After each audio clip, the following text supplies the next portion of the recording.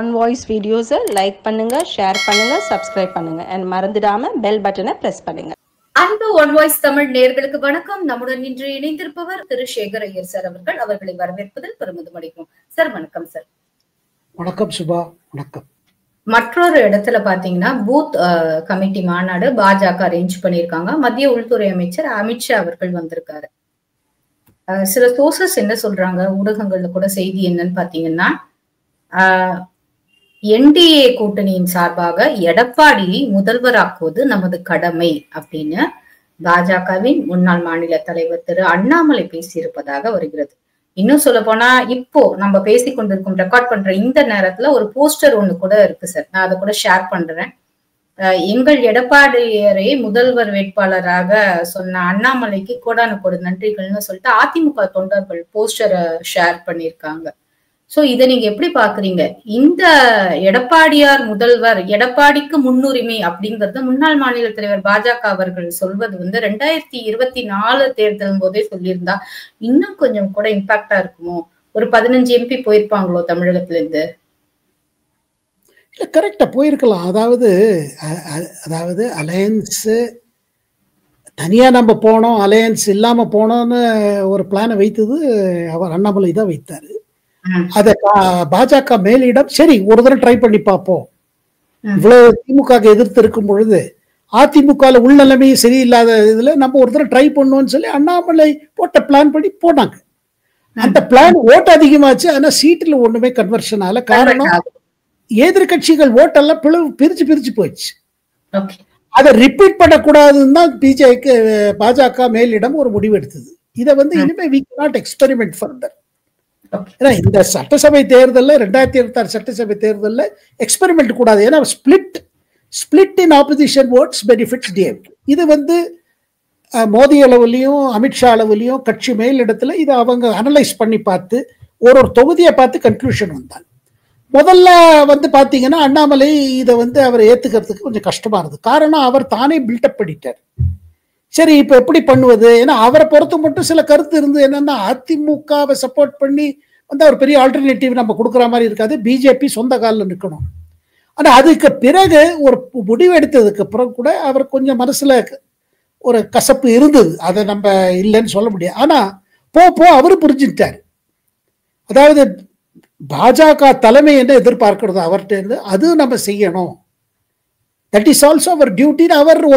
அவர் சொல்ல வேண்டிய கடமைப்பட்டிருக்காரு. காரணம் என்னன்னா, அவர் ஒரு இம்பார்ட்டன்ட் லீடர். எந்த டயத்துல அதாவது அவர் ஒரு வேற இந்த மாதிரி பேசிட்டே போனா என்ன ஆகுது? யாருக்கு ஹெல்ப் பண்றது? டிஎம்கேக்கு ஹெல்ப் பண்றது. அதனால அவர் இது மாதிரி ஓப்பன் அதுக்கு பெரிய காரணம் நான் என்ன சொல்லுவேன் சுபா, அது காரணம் நயினார் நாகேந்திரன் தமிழ்நாடு பிஜேபி பிரசிடென்ட் ஆன பிறகு அவர் தன் தரப்பிலையும் செஞ்ச முயற்சி இருக்கு பாருங்க. எப்படியாவது அண்ணாமலையும் இந்த கேம்பெயின்ல நம்ம சேர்த்துக்கணும், அண்ணாமலை தொண்டர்களும் இதுல முழுமையா ஒத்துழைக்கணும். அதனால பாருங்க, எந்தெந்த அவர் திருநெல்வேலியில் இவருக்கு விருந்து அளித்ததுலேயே அண்ணாமலையை கூப்பிட்டாரு. ஸோ தட் கேடருக்கு ஒரு மெசேஜ் போகிறது, this is a United battle. ஒன்றாக நம்ம செயல்பட வேண்டிய நேரம். ஏன்னா நம்ம 2 பேருக்கு இருக்கிறது ஒரே குறிக்கோள். ஏன்னா இவ்வளவு ஊழல் அரசு சொல்றோம், மக்கள் மாற்றம் ஆசைப்படுகிறார்கள். அந்த மாற்றத்துக்கு நாம ஒத்துழைக்கணும். அந்த இதுல போய் தான் இந்த மேட்டர் பாருங்க, இது இவ்வளவு பெருசா இருக்கு. சார், எடப்பாடி அவர்கள் தமிழகத்தை மீட்போம் அப்படிங்கிற இந்த பயணம் நீங்களே சொல்லிட்டீங்க, நிறைய இடத்துல மக்கள் போடுறாங்க அப்படின்னு சொல்லிட்டு. இந்த கூட்டம் அது ஓட்டா கன்வெர்ட் ஆகுமா? ஏன்னா நம்ம நிறைய பேசியிருக்கோம் முன்னாடி இன்டர்வியூஸ் கூட. அம்மா அவர்களுக்கு, அது முன்னாள் முதல்வர் ஜெயலலிதா அவர்களுக்கு இருக்கிற ஒரு கரிஷ்மா, அந்த ஒரு இதை ஹோல்டு பண்ண எடப்பாடி நிறைய இடத்துல மிஸ் பண்ணிட்டாரோ, உள்ளுக்குள்ள அந்த கான்ஃபிளிக்ட்ல அவரை நிறைய எதிர்கட்சி தலைவரா செயல்படாம இருக்காரோ அப்படின்னு சொல்லிட்டு.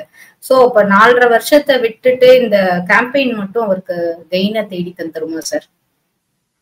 அதாவது நான் என்ன சொல்லுவேன்னா, பிரதமர் எப்போதும் சொல்றாரு என்னன்னா, அது ஹிந்தியிலே சொல்லுவாரு என்ன, எய் சமய ஹை சஹி சமய. அதாவது இதுதான் சரியான நேரம், இதுதான் கரெக்டான சமயம், சரியான சமயம், இதுதான் சமயம், இதுதான் சரியான சமயம். எய் சமய சஹி சமய. ஸோ அதனால அரசியல்ல பாருங்க, எப்போதுமே இந்த மாதிரி ஒரு இது இருந்துட்டே இருக்கும். அப்படி அதாவது இந்த பாடம் எல்லாரும் பாடம் கற்கிறது தான் தேர்தலில் உங்களுக்கு பின்னடைவு ஒரு கட்சி அடைகிறது. மக்கள் பாடம் கற்கிறார்கள். இது பாருங்க, சொல்லித்தரது மக்கள், ஓட்டு மூலமாக அவங்க ஒரு பாடம் கற்பார்கள். ஸோ அதில் இருக்கும்பொழுது பார்த்தீங்கன்னா அதிமுக தலைமையும் புரிஞ்சிருச்சு, அதிமுக தலைவர்கள் தொண்டர்கள் எல்லாரும் புரிஞ்சுக்கிறாங்க. என்னன்னா இந்த தரம் பாருங்க, வி ஹேவ் டு ஃபைட். திருப்பி திமுக அரசு வந்துருச்சு வச்சுக்கோங்க, ஸ்டாலின் கொஞ்ச நாள் இருப்பாரு, அப்புறம் உதயநிதி வந்துருவாரு, இதுல சந்தேகமே இருக்க வேண்டாம், அது ஆயிடும். ஸோ அப்படி இருக்கும் பொழுது இவங்க ஃபியூச்சர் பாலிடிக்ஸ் என்ன ஆகுது, மக்களோட நிலைமை என்ன ஆகுது? ஏன்னா எப்ப மக்கள் என்ன சொல்றாங்க, எங்க முன்னாடி ஒரு ஸ்ட்ராங் ஆல்டர்னேட்டிவ் வந்ததுன்னா நம்ம எதுக்கு திமுகவுக்கு திருப்பி ஓட்டு போடணும்? அப்புறம் அது புரிஞ்சுட்டாங்க. இந்த பணம் எல்லாம் அந்த டயத்துல, எலெக்ஷன் டயத்துல பணம் வரும், கையில 1000 வரும், 2000 வரும். நம்ம ஓட்டு ஒரு தடவை கொடுத்த பிறகு அடுத்த 5 ஆண்டு காலம் இதே தொடரும். நம்ம தமிழ் சீரியல் மாதிரி கதை பெரிய மாற்றம் இருக்காது. ஆனால் அது அதே எபிசோடு ஓடிட்டு இருக்கும், கொஞ்சம் கொஞ்சம் மாறும். சில அமைச்சர்கள் மாறுவார்கள், சில எம்எல்ஏக்கள் மாறுவார்கள். ஆனால் அவர்கள் நிலைமை, மக்கள் நிலைமை மாறாது. என்னன்னா உங்களுக்கு ஆட்சி மாத்திட்டே இருந்தாதான் பாருங்க, பார்ட்டிஸும் ஒரு இதுவா இருப்பாங்க, அலர்ட்டா இருப்பாங்க. சரி, இப்ப நேரத்தில் பார்த்தீங்கன்னா ரெண்டாவது நீங்க கரிஷ்மா பத்தி சொல்றீங்க. அதாவது என்ன கேட்டீங்கன்னா ஸ்டாலினுக்கு ஒன்றும் பர்சனல் கரிஷ்மா கிடையாது. பட் திமுகவோட இது என்ன பார்த்தீங்கன்னா ஸ்ட்ரென்த் என்னன்னா கேடர் பேஸ்ட், அவங்களுக்கு நல்ல கேடர் இருக்குது. அதே மாதிரி அதிமுகவில் உள்கட்சி பிரச்சனைனால அவங்க கேடர் இங்கே அங்கே ஆயிட்டாங்க. இப்போ அந்த கேடர்ல ஒன்னா வரணும். அப்புறம் இவருக்கு ஓபிஎஸோட தான் பிரச்சனை, மெயின் பிரச்சனை இவருக்கு ஓபிஎஸோட இருந்தது. இப்போ ஓபிஎஸ் வந்து தனி கட்சி ஆரம்பிக்கலான்னு பார்க்குறாரு. அவர் பிஜேபி மேலேயும் கசப்பா இருக்காரு, இங்கே கசப்பா இருக்காரு. நடுவில் போய் ஸ்டாலின் வேறு சந்திச்சுட்டு வந்தார். அது பாருங்க, அவர் தொண்டர்களுக்குள்ளே ஒரு நெகட்டிவா போச்சு. நீங்க இத்தனை நாள் திமுக எதிர்த்து திருப்பி அதாவது உங்களுக்கு பிரதமர் திருச்சியில சமயம் கொடுக்கல, உங்களுக்கு அப்பாயின்மெண்ட் ஆல போய் டக்குன்னு அங்கே போயிட்டீங்க, அது பாசிட்டிவ் மெசேஜ் இல்லை. அதே நேரத்தில் பார்த்தீங்கன்னா டிடிவி தினகரன் அவர் வந்து என்டிஏக்குள்ளேயே ஏதாவது பண்ணணும், ஏதாவது அந்த இதில் தான் இருக்காரு. அண்ட் இப்போ நம்ம பேசுவது என்னன்னா, ஒருவேளை டிடிவி தினகரனுக்கும் எடப்பாடியாருக்கும் ஒரு மீட்டிங் கூட ஆயிடும். ஒன்று. ரெண்டாவது, இப்போ சசிகலா சமீபத்தில் அவங்க சொன்னது என்ன, அதிமுக எந்த குரூப்பா இருந்தாலும் சரி எல்லாரோட கோல் சேம் என்ன, ரிமூவல் ஆஃப் டிஎம்கே கவர்மெண்ட். இந்த திமுக அரசை நாத்த வேண்டும். அப்ப சசிகலா தரப்புல இருந்து ஒரு மெசேஜ் போயிருக்குல்ல, அவர்களோட ஆதரவாளர்கள், டிடிவி தினகரனோட ஆதரவாளர்கள், என்ன கேட்டீங்கன்னா ஓபிஎஸ் ஆதரவாளர்கள் கூட அதே நினைக்கிறாங்க. அதனால்தான் இப்ப என்ன சொல்றாங்க, இல்ல ஓபிஎஸ் தனி கட்சி பண்ண, அதாவது தனி கட்சி பண்ணுவது, திமுகவோட சேருவது, அதெல்லாம் இப்போ ஒன்றும் ஃபைனல் ஆகலன்னு வேற வருது. என்ன பாருங்க, மக்கள் மூட எல்லாரும் பாக்குறாங்க. மக்களுக்கு எதிர்த்து நீங்க அரசியல் செய்ய முடியாது. அதாவது யாரா இருந்தாலும் சரி. சார், அமெரிக்கால தேர்தல் நடந்த போது இறுதியாக ஒரே ஒரு கேள்வி சார். அமெரிக்கால தேர்தல் நடந்தபோது டொனால்ட் ட்ரம்ப்புக்கு வந்து மிகப்பெரிய ஒரு ஆதரவை தன்னுடைய அவுட் ஆஃப் இது போய் இந்தியா வந்து கை கொடுத்தது ட்ரம்ப் அவர்களுக்கு. இவர் வந்தா நல்லா இருக்கும் அப்படிங்கிற மாதிரி எல்லாம் நிறைய இந்தியா வந்து அதை விரும்பியதாக தெரிந்தது. இப்ப வந்த பிறகு யார் கை கொடுத்தாங்களோ அவங்களே கையை வெட்டுறது மாதிரி, நிறைய வரி போடுறது, நமக்கான இதெல்லாம் பண்றது, அதை பார்க்கும்போது தவறான டெசிஷனை இந்தியா ஒரு பக்கம் முன்னெடுத்துட்டோ அப்படிங்கிற மாதிரியான ஒரு ஃபீலிங்கா, இல்லைன்னா வந்து புடின் வந்து கரெக்டான சாய்ஸ், புடின் அவரோட வந்து இந்தியாவுடன் சேர்ந்தனால அமெரிக்கா கொஞ்சம் பயப்படுறாங்க, அந்த பயத்தோட வெளிப்பாடு தான் இந்த வரி அதிகம்னு ஃபீல் பண்றீங்களா சார் உங்க பார்வையில? இல்ல, அது என்ன பாருங்க, ட்ரம்ப் வந்து முதல் ஃபர்ஸ்ட் டேர்ம் அவரோட பிரசிடென்சியில மோதியோட நல்ல கெமிஸ்ட்ரி இருந்தது, பொருளாதாரமும் நல்ல ஓங்கிச்சு அந்த டயத்துல. அப்புறம் நமக்கு என்ன பட்டதுன்னா, குறிப்பிட்டாத பிரதமர் மோடியோட ஆதரவாளர்களுக்கு பாஜக தலைமை என்ன தோணிச்சுன்னா, அதாவது ஒபாமா டயத்துல பாத்தீங்கன்னா இந்த இடதுசாரி கட்சிகள், அமெரிக்காவில் இருக்கிற இடதுசாரி சக்திகள், அப்புறம் சிறுபான்மையர்களோட குரூப்ஸ், இவங்கெல்லாம் ஒபாமாவை வந்து மோதிக்கு எதிர்த்து ஒரு இது பண்ணிட்டே இருக்காங்க. ஆனா ஒபாமா அதை ஜாஸ்தி காமிக்கல. பட் இருந்தும் பாத்தீங்கன்னா அங்க இருக்கிற குரூப்ஸ் இருக்கு பாருங்க, ஜார்ஜ் சோரஸ் போற குரூப்ஸ் எல்லாம், அவங்கெல்லாம் அதாவது ஒரு நாட்டில் இருக்கிற அரசியல்ல அவங்க இன்டர்ஃபியர் பண்றாங்க. கேட்டா நாங்க டெமோக்ரஸியை ப்ரொமோட் பண்றோம்னு சொல்லிட்டு, இந்தியாவில் அவங்களுக்கு காங்கிரஸ் கண்டா ரொம்ப பிடிக்கும். சோனியா காந்தி ஜார்ஜ் சோரஸோட ரொம்ப ரொம்ப close person, close friend. So அவங்களுக்கு என்னன்னா பாஜகவுக்கு எதிர்த்து. அப்புறம் அமெரிக்காவில் இருக்கிற சில ஆர்கனைசேஷன்ஸ் என்னன்னா, சைனா இப்ப பாருங்க வலிமை அடைந்து ஸ்ட்ராங்கா ஒரு டக்கர் கொடுக்கறது அமெரிக்காவுக்கு. இந்தியாவை நல்லா வளர்ந்துருச்சுன்னா அமெரிக்காவுக்கு எதிர்த்து இருக்கும். அப்போ ஆல்ரெடி நமக்கு ரஷ்யா ஒரு பிரச்சனை, சைனா ஒரு பிரச்சனை ஆச்சுன்னா இந்தியாவும் வந்துடும். அதனால இந்தியாவை எப்படியாவது வீக் பண்ணி வைக்கணும், அவங்க அரசியல்ல நம்ம ஏதாவது தலை நுழைக்க முடிஞ்சா நுழைக்கணும், சில தலைவர்களை இது பண்ணணும். ஏன்னா மோதியோட கொள்கைகள் பாருங்க, அல்டிமேட்டா என்ன, அவரோட என்ன எதிர்பார்க்கிறாரு, இந்தியா வலிமை பெற்று விக்ஷித் பாரத் தன் சொந்த காலில் இருந்து 2047 வரும்போது, அதாவது சுதந்திரம் வாங்கி 100 வருஷத்துல பல மாற்றங்கள் வரணும், ஏழ்மை முழுமையாக போகணும், வளர்ச்சி நல்லா இருக்கணும், அதாவது நல்லதை நினைக்கிறார் அவரு. அந்த மாதிரி இந்தியா வளரணும்னு நினைக்கும் பொழுது அமெரிக்கா போல நாட்டில் இருக்கிற சில தொழிலதிபர்கள், அங்க இருக்கிற சில தீய சக்திகள் எது மேனிப்புலேட் பண்ணி இது பண்றாங்க, அந்த மாதிரி சக்திகளுக்கெல்லாம் இந்தியா வலிமையாகிறது புரியல அவங்களுக்கு. இந்தியா ஸ்ட்ராங் ஆகிறது தேர் அகேன்ஸ்ட். அப்போ நீங்க கேட்ட கேள்விக்கு வரேன், அதாவது அந்த டயத்துல ட்ரம்ப் மேல ரொம்ப எந்தூசியாசம். அங்க பாருங்க டெக்சாஸ்ல ஒரு மீட்டிங் நடந்துச்சு, இங்க ஹவுடி மோடின்னு சொன்னாங்க, இங்க வந்து ட்ரம்ப்புக்கு அக்லிபார் ட்ரம்ப் சர்க்கார், அதாவது அடுத்த முறை அந்த மாதிரி ஸ்லோகன் இங்க இந்தியாவில் கொடுக்குற மாதிரி அக்லிபார் மோடி சர்க்கார், அதாவது அடுத்த தரம் மோடி அரசு, அந்த மாதிரி அதெல்லாம் இங்க கூப்பிட்டு இங்க அகமதாபாத்ல பெரிய கூட்டம்லாம் ஸ்டேடியத்துல, நரேந்திர மோடி ஸ்டேடியத்துல பாத்தீங்கன்னா காந்தி நகர்ல அவர் பெரிய வரவேற்பு, அதுல சந்தோஷமானார் அவர். ஆனா இப்ப 2ஆம் தரம் வந்த பிறகு அவருக்கு என்னன்னா, அமெரிக்கால எப்படியாவது அமெரிக்கா வளர்ச்சி பிறகு முடக்கி கிடக்கிறது. வளர்ச்சி அடைந்த நாடுக்கு இன்னும் வளர்ச்சி தேவை, வளர்ச்சி அடைந்த நாடுக்கு இன்னும் அங்க மேனுஃபேக்சரிங் அதிகமானோம். ஏன்னா அமெரிக்கா பாருங்க எல்லா பொருளும் இறக்குமதி செய்வது, அது ஏற்றுமதி செய்வதெல்லாம் பாத்தீங்கன்னா ஹை டெக்னாலஜி, அதாவது என்ன, போர் விமானங்கள், போர் கப்பல்கள், போர் ஆயுதங்கள், high end technology, satellite technology, அந்த மாதிரி.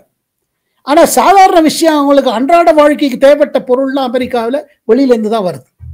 அதுல பெரும்பாலும் சைனாலேருந்து வருது, இந்தியாவிலேருந்து வருது இன்னும் கம்மி தான். ஆனா இந்தியாவிலேருந்து போற பொருளும் அமெரிக்காலேருந்து இந்தியாவுக்கு வர பொருளும் பார்த்தீங்கன்னா, அமெரிக்கால இந்தியாவுக்கு ஒரு பொருள் கம்மியா இருக்குது. அவங்கள பொறுத்து மட்டும் ஒரு பெரிய இது இருக்குது, ஒரு பெரிய கேப் இருக்குது. ட்ரம்ப் என்ன சொல்லிட்டு வந்திருக்காரு, தேர்தல் ஜெயிச்சிருக்காரு, அமெரிக்கால வளர்ச்சி கொண்டு வருவேன், அமெரிக்கர்களுக்கு வேலை இல்லாத திண்டாட்டத்தை முடிக்கிறதுக்கு இந்த இடத்துலயே வந்து இந்தியா அமெரிக்கா வளரும்னு. இந்த கருத்து பிரசிடென்ட் ஒபாமாவும் ஒரு தடவை சொன்னார். என்ன சொன்னாரு, அமெரிக்கன் பிள்ளைகள்லாம் ஒழுங்கா ஸ்கூல் காலேஜில் போய் படிக்கலைன்னா அமெரிக்காவை அதாவது அமெரிக்காவை ஏற்கிறதுக்கே உங்களுக்கு வெளிநாட்டிலேருந்து ஆள் தேவைன்னு, கம்ப்யூட்டர் இன்ஜினியர்ஸு, டாக்டர்ஸு தேவை, ஜாகிரதையா இருங்க, இந்தியா சைனா பசங்கள்லாம் நல்லா உட்காந்து படிக்கிறாங்க, இங்க நம்ம வேலையை எடுத்துட்டு போயிடுவாரு ஒபாமாவே சொன்னார், உங்களுக்கு ஞாபகம் இருக்கும். ஸோ அப்படி இருக்கும் பொழுது இப்ப அவரோட இது என்னன்னா, எப்படியாவது இதை வளர்க்கணும்னு பாக்குறாரு.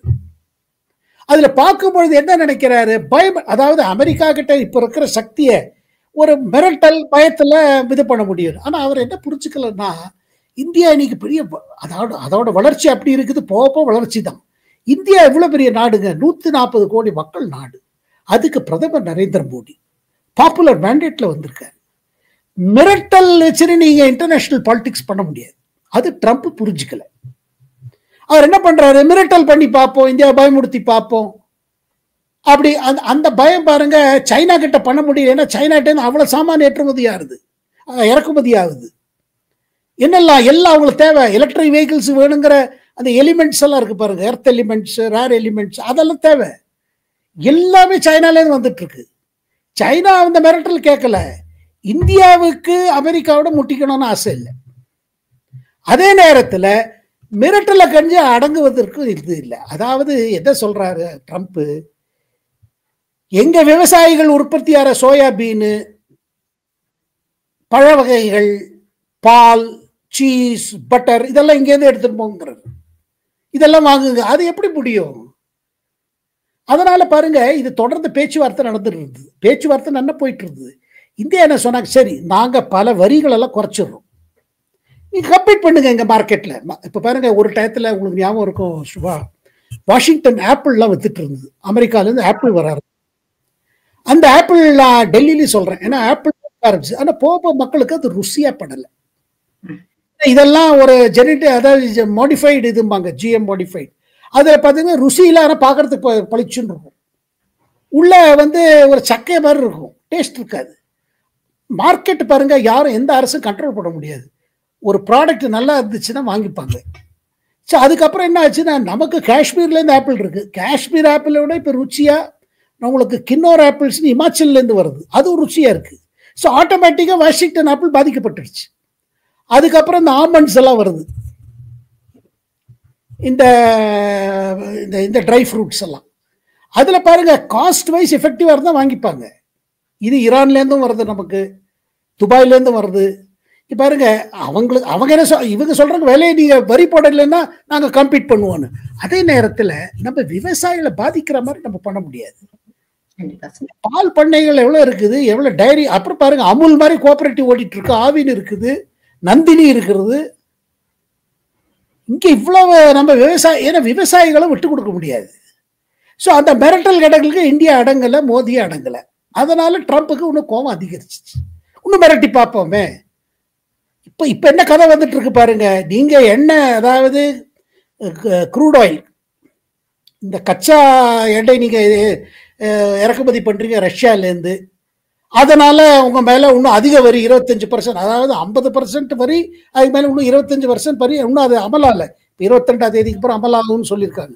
அதுல என்ன கதை வந்துச்சு புதுசா, என்ன தெரிய வந்தது? அமெரிக்காவே சொல்லித்து இந்தியா அங்கேயும் வாங்குங்க, அப்பதான் விலை ஏறாம இருக்கும்னு.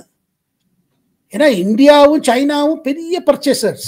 அதுக்கப்புறம் ஜப்பான், ஆஸ்திரேலியா, இவங்கெல்லாம் நம்ம தென் மேற்கு ஏசியாலேருந்து எல்லாம் வரவழைக்கிறாங்க. கல்ஃப் கண்ட்ரீஸ்லேருந்து தான் வருது. இது கூடவே அமெரிக்காட்டேருந்து வருது. அமெரிக்காட்டேருந்து கூட அமெரிக்காட்டேருந்து வருது. ரஷ்யாட்டேருந்து அதிகமாக வாங்குறோம். 40% அங்கேருந்து வருது. இதை வாங்குங்கன்னு சொன்னது அமெரிக்க அரசு தான். அதுதான் இன்னைக்கு நம்ம வெளியுறவு அமைச்சர் ஜெய்சங்கர் சொல்லியிருக்காரு. நீங்களே சொன்னீங்க பிரைஸை ஸ்டேபிள் பண்ண வேண்டிய இடத்துக்கு வாங்கணும்னு. இப்போ இதை எதிர்த்து நீங்க இந்த மாதிரி பண்றீங்க, இது சரியில்லை. ஆனா ஒண்ணுங்க, இது மிரட்டி உங்களுக்கு வெளியுறவு நடத்த முடியாது, இந்த உறவு நடத்த முடியாது. என்ன பிஸ்னஸ் நீங்க பண்ண முடியாது. மிரட்டி என்ன சாமான வைக்க முடியுமா? இதுல என்ன கேட்டீங்கன்னா, இதை போ ட்ரம்ப் புரிச்சுப்பாரு.